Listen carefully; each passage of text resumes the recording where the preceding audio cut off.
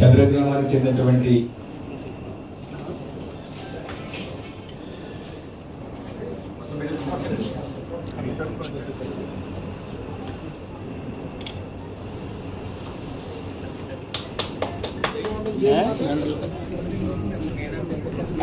Side 95 వసంతాల వెండితెర వైపు పుస్తకాన్ని ఆవిష్కరిస్తున్నారు. పూర్వశ్రీ శారద పుస్తకాన్ని ఆవిష్కరించడం జరిగింది. రేలంగి నరసింహారావు గారు వారి అమృత హస్తాలతో ఆవిష్కరించారు.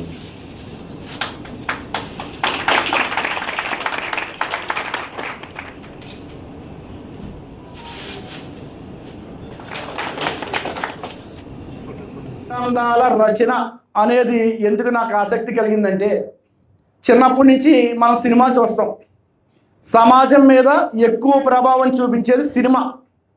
ఒక సినిమాలో చూసిన ఒక హీరోని కానీ హీరోయిన్ని కానీ ఒక డైలాగ్ని కానీ సమాజంలో చాలామంది ఇమిటేట్ చేస్తూ ఉంటాం.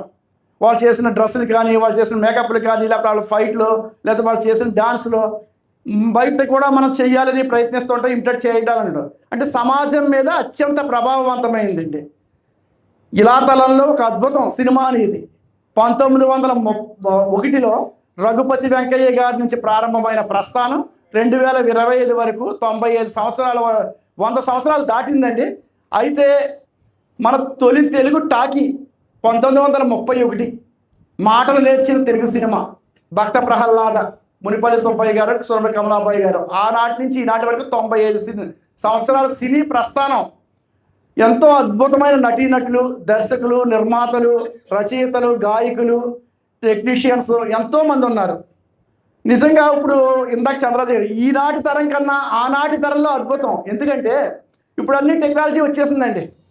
ఇప్పుడు నిన్నగాక మొన్న యూట్యూబ్లో చూడండి, రామాయణం తీసేస్తున్నారు. యాక్టర్లతో మనకు కావాల్సిన యాక్టర్ పెట్టేసిన మనమే తీసేసుకోవచ్చు ఏఐ వచ్చిన తర్వాత. కానీ అప్పుడు అలా కాదు. ఒక ఎడిటింగ్ చేయాలన్నా, ఒక ప్లేబ్యాక్ పాడాలన్నా, ఒక ఇది చేయాలన్నా కానీ గ్రాఫిక్స్, ఈ యానిమేషన్స్ లేని టైంలో కేవలం ట్రిక్ ఫోటోగ్రఫీతో అద్భుతమైన వండర్ సృష్టించారు. జానపద బ్రహ్మ విఠలాచార్య గారు కానీ, పౌరాణిక బ్రహ్మ కమలాకర కామేశ్వరరావు గారు కానీ, ఆదుర్తి సుబ్బారావు గారు కానీ, వి సుబ్బారావు గారు, ఇలాంటి ఎంతోమంది ఆనాటి దర్శకులు. అటువంటి గొప్ప గొప్ప దర్శకులు, నిర్మాతలు, వీళ్ళందరి గురించి ఈనాటి తరానికి తెలియాలి. ఏదైనా మనం గ్రంథస్థం చేయడమే కదా. మనం చూడండి, ఏదైనా ఒక దేవాలయానికి వెళ్ళినప్పుడు, లేకపోతే ఒక పురాతన కట్టడానికి వెళ్ళినప్పుడు ఇది ఎవరు కట్టించారు, ఎలా చేశారు అని మనకు తెలియాలంటే అక్కడ ఒక శాసనం ద్వారా తెలుస్తుంది. ఎక్కడో శాసనాలు ఉంటాయండి. అలాగా వాళ్ళు ఆ శాసనం అయ్యబట్టే తెలిసింది. అలాగే మన తెలుగు సినిమా చరిత్ర కూడా గ్రంథస్థం చేయాలిగా.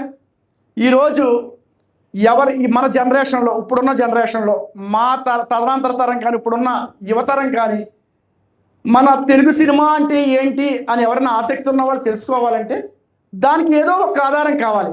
దానికి ఆధారంగా ఉంటుందనే ఉద్దేశంతోనే నా వంతు చిరు ప్రయత్నంగా వెండితెర వైభవం సినీ గ్రంథాన్ని రచించి ఆవిష్కరించి పూజ్యులు పెద్దలు మునిరత్న నాయుడు గారి చేతుల మీదుగా ఆవిష్కరించడం జరిగిందండి.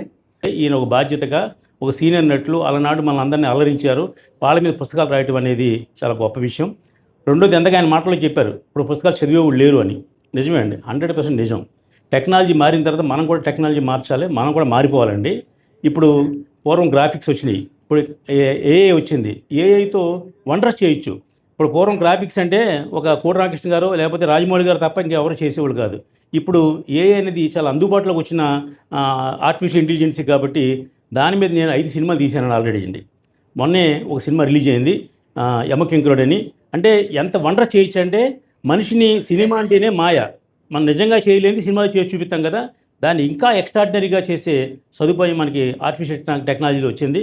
దానికి భవిష్యత్తులో అసలు మీరు ఇలా చిడిగెత్తే మీరు ఎక్కడున్నారో ఏంటి తెలిసిపోద్దండి.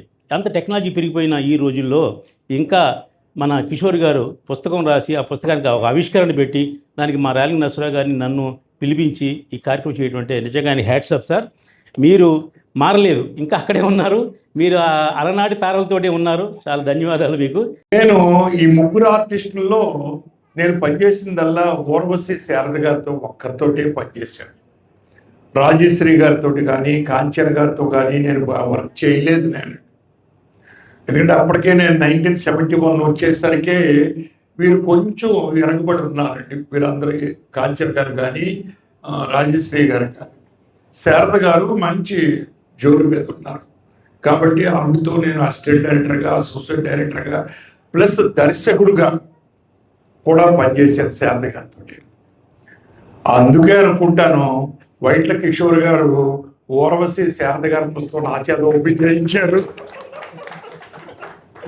నేను కట్టం ఓపెన్ చేయగానే శారద గారి పేరు వచ్చిందండి. వచ్చేటప్పటికీ ఆశ్చర్యపోయాను. ఓహో, ఈయన రాజశ్రీ గారు కాంచన్ గారితో వర్క్ చేయలేదు, శారద గారితో వర్క్ చేశారు అని ప్యాకెట్ నాకు ఇచ్చినట్టున్నారు మీరు. నిజంగా it is a great thing అండి.